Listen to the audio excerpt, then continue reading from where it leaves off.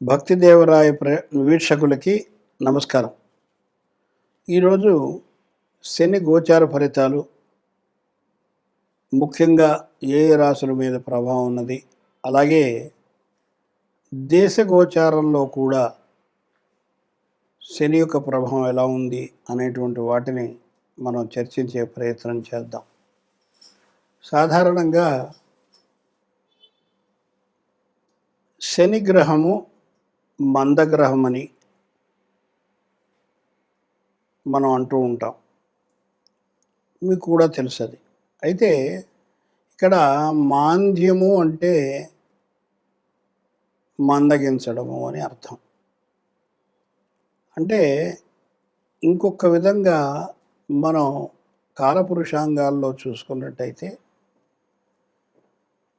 ఇప్పుడు ప్రస్తుత గోచారంలో మీనరాశిలో శని సంచారం, ఆయన యొక్క 3 దృష్టులు వరుసగా తృతీయం, సప్తమం, దశమం, ఇవి వృషభ రాశి మీద, కన్యరాశి మీద, ధనుర్రాశి మీద పడుతున్నాయి. అంటే శని తను ఉన్నటువంటి స్థానం నుంచి ఏ ఏ స్థానాలను చూస్తాడో ఆ స్థానాలకి భంగం కలిగేటువంటి అవకాశం ఉంటుంది. అంటే మనకి ఉదాహరణకి మనం వృషభం తీసుకుందాం. వృషభం 2వ భావం అనుకుందాం. 2వ భావం అంటే కుటుంబం ఉంటుంది, వాక్స్థానం ఉంటుంది, మనం తినేటువంటి ఆహారం నోట్లోకి వెళ్తుంది, అది కూడా 2వ భావమే. అలాగే మీకు ధరస్థానం కూడా 2వ భావమే. ఇవన్నీ కూడా గొంతు, అది కూడా 2వ భావమే. ఎప్పుడైతే శని యొక్క దృష్టి ఈ భావం మీద పడిందో, 2వ భావం మీద పడిందో, ఇవన్నిటి యొక్క ఏదైతే మనం అనుభూతిని పొందుతున్నామో అది తగ్గుతుంది, ఒక లెవెల్ కొంతవరకు తగ్గుతుంది అది. అలాగే భచక్రంలో షష్టమ రాశి అయినటువంటి కన్యారాశి, దీని మీద శని యొక్క దృష్టి ఉన్నప్పుడు మనం ఏ ఆహారాన్ని అయితే తీసుకోకూడదో, ఏ ఆహారం తీసుకుంటే మనకి బుద్ధి మందగించి పనిలో కూడా ఆలస్యత్వం వస్తుందో, అలాంటి రాశి అయినటువంటి కన్యరాశి మీద శని దృష్టి ఉండడం అంటే జీర్ణ ప్రక్రియ తగ్గిపోతుంది. ఉదాహరణకి చాలా సింపుల్ ఎగ్జాంపుల్ చెప్తాను. ఏమిటంటే, మనం మామూలుగా ఆంధ్ర ప్రాంతం కానీ తెలంగాణ ప్రాంతం కానీ మామూలు బియ్యం తీసుకుంటాం మనం. కానీ మీరు అటు ఉత్తరాది అంటే నార్దర్న్ ఇండియా కనుక వెళ్ళినట్లయితే బాసుమతి రైసే వాడతారు. మనం హోటల్లో వెళ్తే సాధారణంగా సగం వండినటువంటి బియ్యాన్నే మనకు వడ్డిస్తారు. ఇప్పుడు నార్దర్న్ ఇండియాలోకి వెళ్ళినప్పుడు ఈ బాసుమతి రైసు సగం ఉడికి సగం ఉడక్క, అది తిన్నప్పుడు ఆటోమేటిక్గా మీకు హెల్త్ చెడిపోతుంది. ఏమిటి? జీర్ణ ప్రక్రియ మందగిస్తుంది. అక్కడ మాంద్యుడి యొక్క శని యొక్క ప్రభావం కనబడుతుంది. సో ఈ విధంగా ధనుర్రాశి అంటే ధనస్సు అంటే నడుము వెనక భాగం, నడుము కింది భాగం, పిరుదులు, ఆ భాగం అంతా కూడా శని యొక్క దృష్టి. అంటే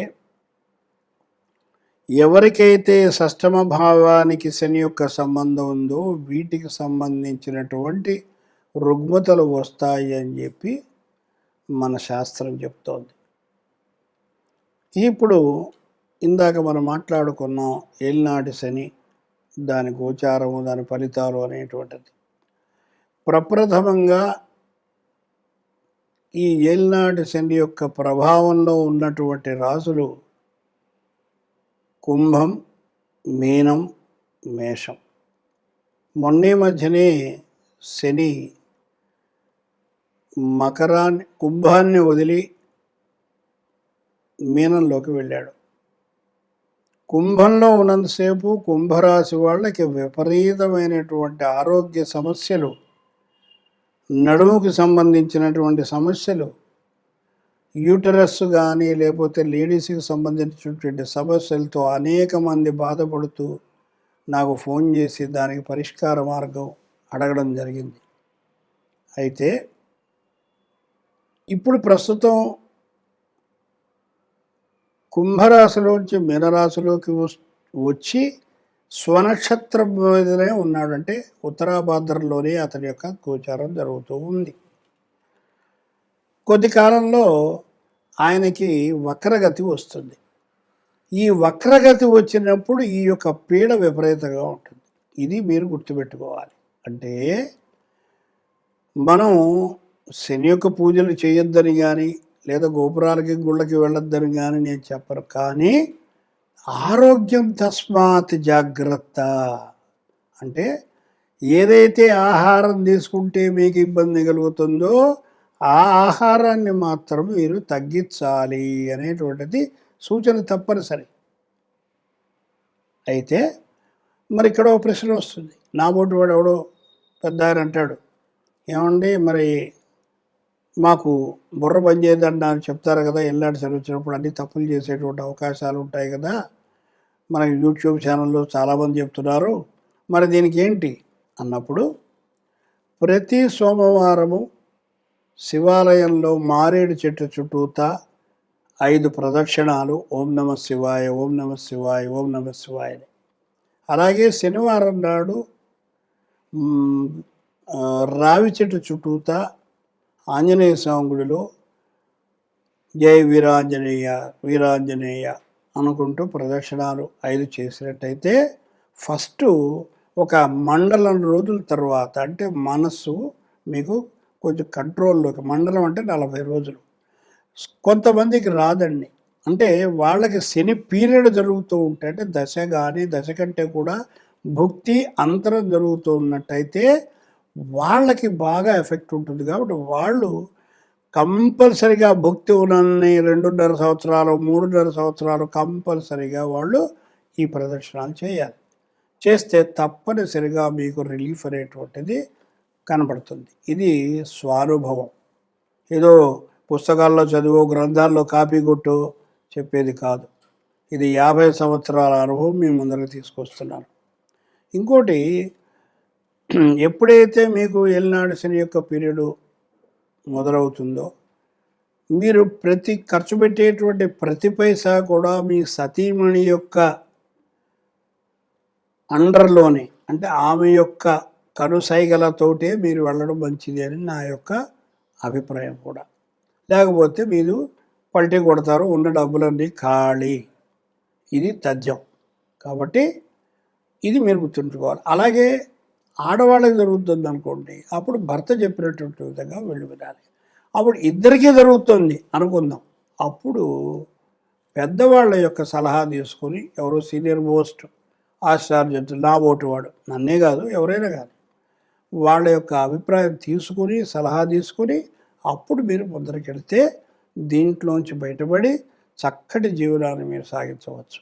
ఏలినాడు శనగానే భయపడిపోయి అమ్మో అయ్యో అని ముందరే వచ్చి లేనిపోయిన టెన్షన్ తెచ్చుకోవాల్సిన పని లేదుగాక లేదు.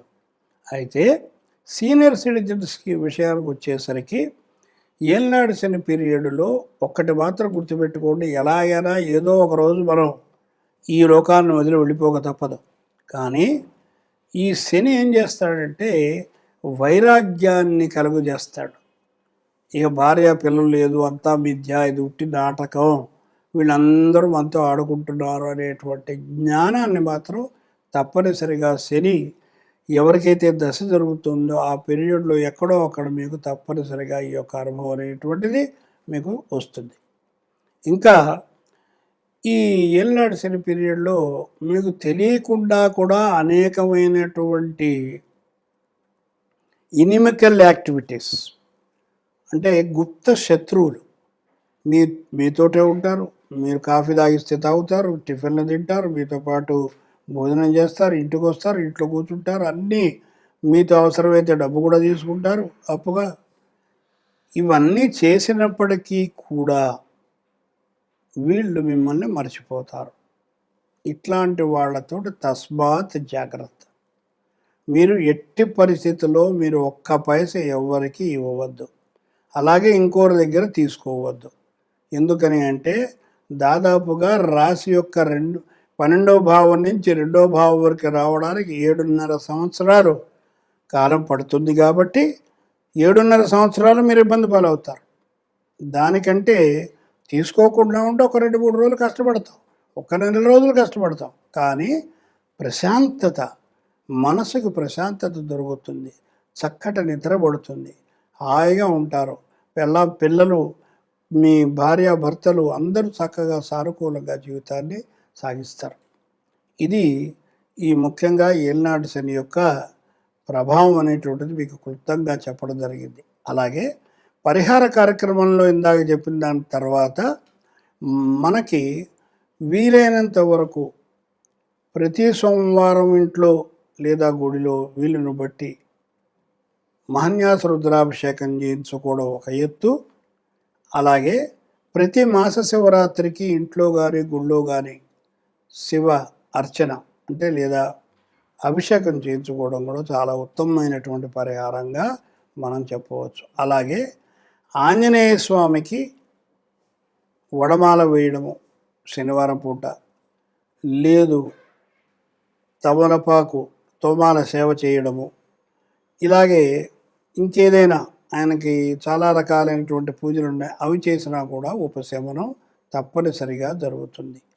నాకు ఈ మధ్యకాలంలో బ్రహ్మాండమైనటువంటి అనుభూతి ఈ హనుమంతుల వారి యొక్క దయ వల్ల చాలా జరిగింది. మా యొక్క మిత్రుడు, చిరకాల మిత్రుడు చాలా అస్వస్థత పొంది హాస్పిటల్లో అడ్మిట్ అయ్యి ఇక కష్టం అనేటువంటి స్టేజ్కి వచ్చినటువంటి వ్యక్తి ఇప్పుడు నార్మల్గా డిశ్చార్జ్ అయ్యి ఇంట్లో ఉన్నాడు. ఇది నేను సగర్వంగా ఆంజనేయ స్వామి రాముల వారి యొక్క అనుగ్రహము మాత్రమే అని చెప్పగలుగుతాను.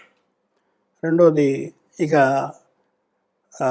12 రాశులకి ఈ శుభాశుభ ఫలితాల గురించి మనం చెప్పుకుందాం.